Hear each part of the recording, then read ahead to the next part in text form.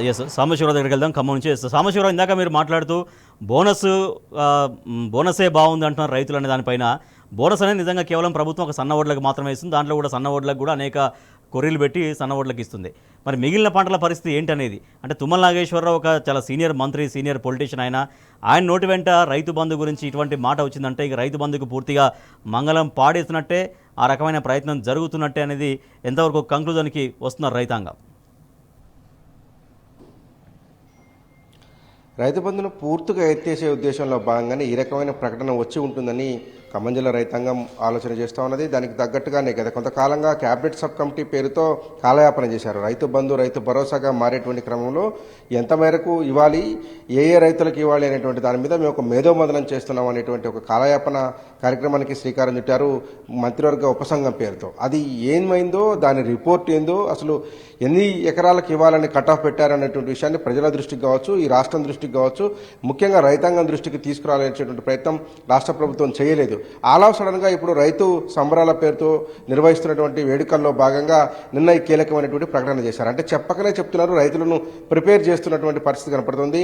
రైతు రుణమాఫీ మీద ఏ రకంగా అయితే మాటలు మార్చారో, అట్లాగే బోనస్ ఇచ్చేటువంటి విషయం మీద ఏ రకంగా అయితే మాట మార్చారో, ఇవాళ రైతుకు సంబంధించినటువంటి రైతు భరోసా విషయంలో కూడా ప్రభుత్వం పూర్తిగా తప్పుకునేటువంటి ప్రయత్నం చేస్తుందనేటువంటిదే రైతాంగం నుంచి వస్తున్నటువంటి ప్రశ్న. ఎందుకంటే లక్షల ఎకరాలలో సాగేటువంటి పత్తి రైతుల పరిస్థితి ఏంటి, మొక్కజొన్న రైతుల పరిస్థితి ఏంటి, దాని తర్వాత కందులు కూడా అదే స్థాయిలో సాగు చేస్తూ ఉంటారు.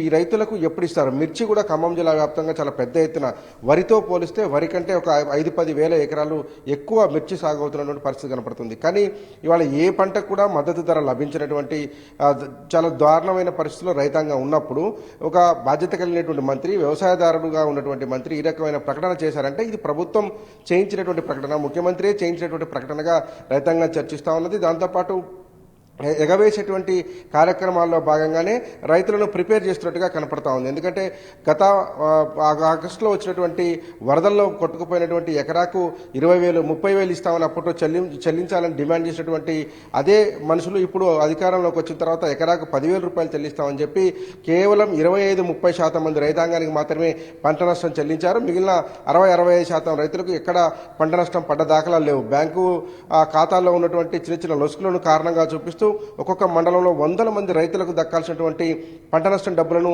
ఎక్కడ ఇచ్చినటువంటి దాఖలాలు లేవు. అవన్నీ స్ట్రక్ అయిపోయినాయని చెప్తున్నారు. కానీ ఇవాళ ప్రభుత్వం ప్రకటన చేసినటువంటి యాడ్స్లో కావచ్చు, మంత్రుల స్టేట్మెంట్లో కావచ్చు, మేము అన్నీ ఇచ్చేసాం, అన్నీ చేసేసాం, రైతాంగం సంతోషంగా ఉంది కాబట్టి మేము రైతు సంబరాలు నిర్వహిస్తున్నామని చెప్పడాన్నే రైతులు జీర్ణించుకోలేకపోతున్నారు. ప్రతి అంశాన్ని కూడా రైతులు చాలా క్షుణ్ణంగా పరిశీలిస్తున్నటువంటి పరిస్థితి కనబడుతుంది. ఎందుకంటే ఏమి ఇవ్వకుండానే ఇంత పెద్ద ఎత్తున మేము ఇచ్చేసాం, రైతాంగం సంతోషంగా ఉంది కాబట్టి రైతాంగానికి అన్నీ చేశామని చెప్పడం, ఇవ్వకుండా ఇచ్చామని చెప్పడాన్ని రైతాంగం చాలా తీవ్రంగా పరిగణిస్తున్నది.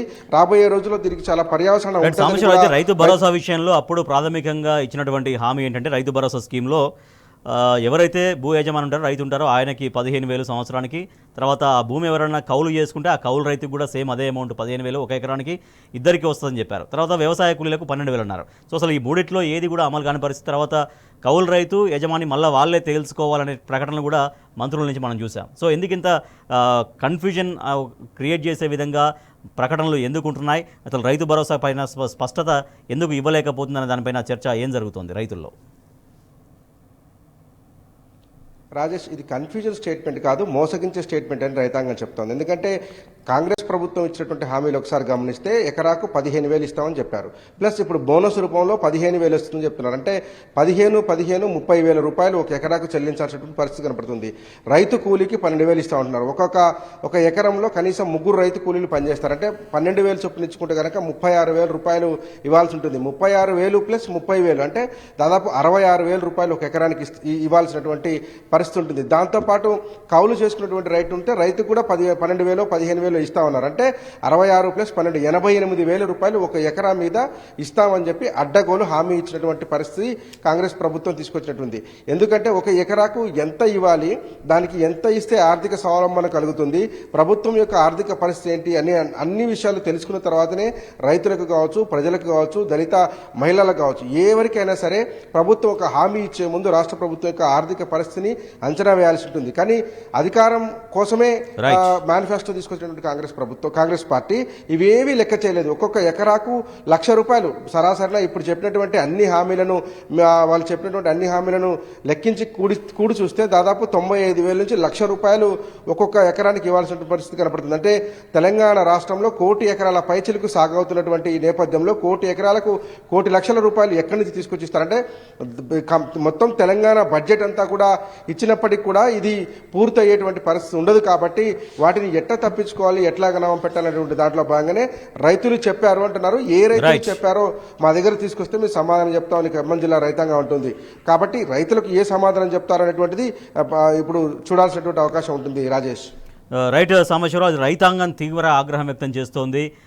ఒక రైతు భరోసా లేదా రైతు బంధు, రైతు భరోసా ఇస్తామన్నారు, రైతు భరోసా లేదు, రైతు బంధు అయినా కూడా సరిగ్గా ఇవ్వలేకపోవడంతో వరుసగా ఇప్పటికే 2 సీజన్లు ఎగ్గొట్టారు. ఏకంగా మళ్ళీ యాసంగి వస్తుంది. ఈ యాసంగి సీజన్కి ఏకంగా మంత్రి తుమ్మల నాగేశ్వరరావు చేసిన ప్రకటనతో ఇక రైతు బంధుకు మంగళం పాడినట్లయినటువంటి నిర్ధారణకు రైతాంగం వచ్చి రైతులు ప్రభుత్వం పట్ల ఆగ్రహం వ్యక్తం చేస్తున్నారు.